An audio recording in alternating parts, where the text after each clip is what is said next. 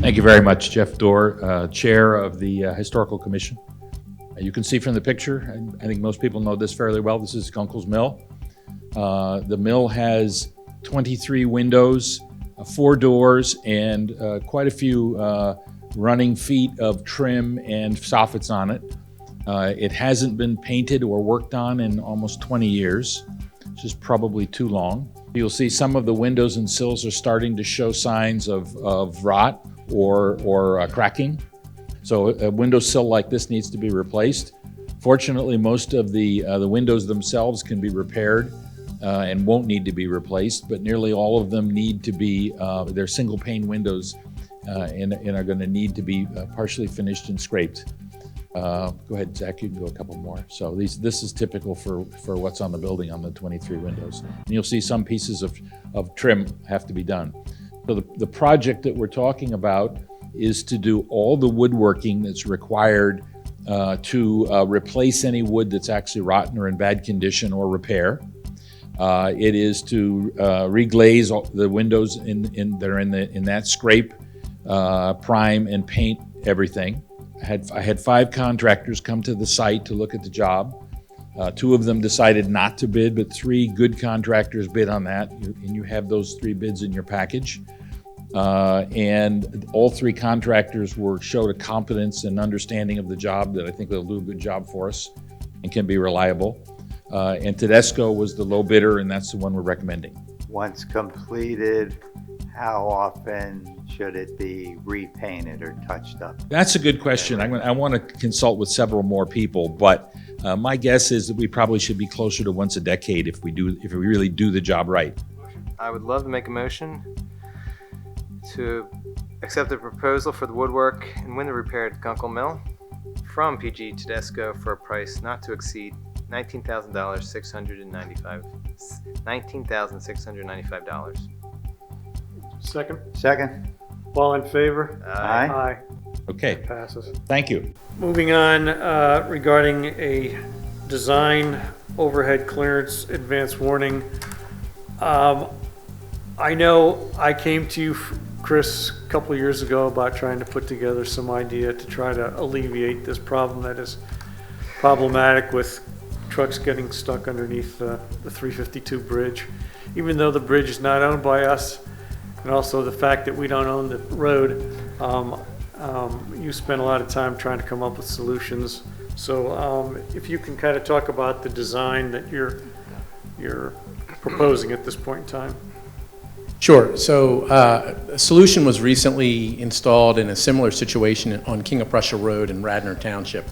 This past winter, they installed something very similar to a parking garage. When you go into a parking garage, they'll have what we call a headache bar, right? Which lets you know that if you hit that bar, you're too tall to go into the garage. It's the same concept. It's on either side of a rail bridge on King of Prussia Road. It's a mast arm design. In fact, we have pictures of the installation on King of Prussia Road. It's essentially a mast arm that hangs down over the road. And if a truck were to hit that hanging sign, it gives basically a physical indication and an audible indication to the driver that they are too tall to go any further and travel under the bridge. The system also has a flashing warning device on the pole to alert truck drivers of the clearance restriction. By all accounts, it has been very successful, and I believe the feedback we have received is that since the installation, there have been no incidents of trucks getting stuck under the bridge. So for years, we've had a similar situation on Route 352 south of Route 30 for the Amtrak bridge that crosses over Route 352. We have talked about different solutions. This is a fairly simple solution. There are higher tech solutions that involve technology and laser detection, but this is probably the lowest cost solution that would make sense, and it's been an effective solution so far in Radnor Township. So we took an initial review of what this solution might cost. We did a quick cost estimate, came in just shy of $150,000. I think it came in around $146,000. That includes engineering and permitting. Should the township decide to move forward, you have 2 approaches you can follow.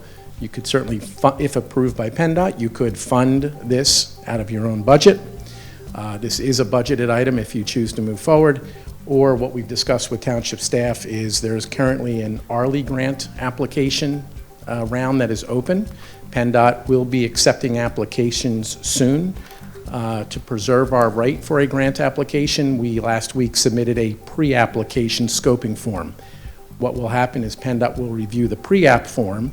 If they find the project favorable, they will give us feedback, and that would be perhaps an indication that we could then submit the full grant application.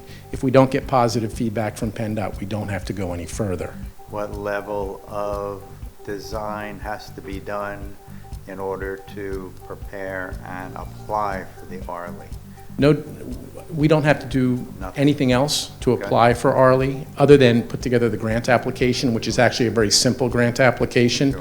So engineering does not have to commence until if you choose to apply for ARLI, you can delay any decisions on a proposal, delay any decisions on commencing design, wait to see if you receive an ARLI grant, Right. and then at that point, you know you have the funding in place, and then authorize advancing the project. So really, I think there's really not much that you're authorizing tonight, if anything.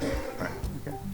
Yeah, I guess it can't hurt to apply for the grant and then go from there. If we're successful, then I think it'd be an easier decision. If we don't get the grant, then it's still a somewhat easy decision. I didn't envision a six-figure number to solve a problem like this. So I would agree that let's apply for the ARLI and see where we go from as a result of that, if that's acceptable to you gentlemen. I agree with that, yeah. If we could Yeah. save that cost, that'd be fantastic.